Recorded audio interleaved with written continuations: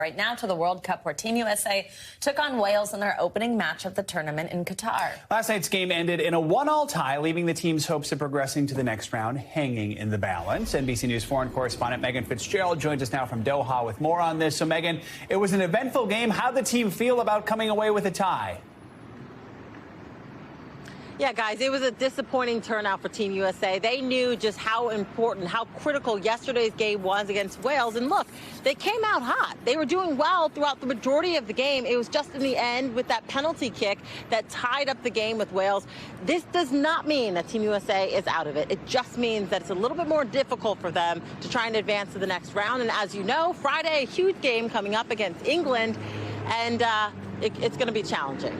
Yeah, because let's talk about how England won quite comfortably against Iran. But it was what happened actually during the national anthems that's making headlines. Tell us about that.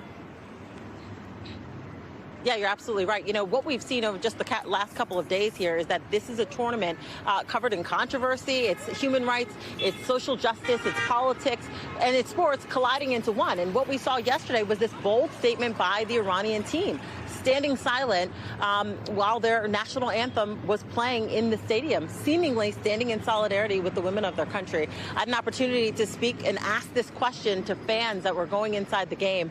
Take a listen to our conversation. They seemingly stood in solidarity with their women. And I think they should, and that's great. And probably 10, 20 years ago, that would have never happened. I mean, it's great to see, the national team do something like that, stand in solidarity with their people.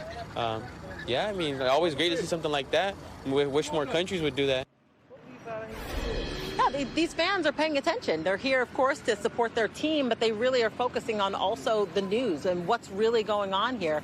And then also, we saw these protests carry on not just inside the stadium by the team, but by the fans. And we also saw protests happening outside by Iranian fans, guys. Megan, while we have you, we want to talk to you about one of the biggest shocks of the tournament so far. Saudi Arabia beat one of the favorites, Argentina. I mean, help us understand how big of an upset this is. Joe, we're talking about one of the biggest upsets in World Cup history. Saudi Arabia beating Argentina 2-1. Now, keep in mind, we're talking about Argentina, a team with world superstar Lionel Messi. They're just coming off of this 36-game winning streak, and they were favored to win it all, one of the favorites to win it all.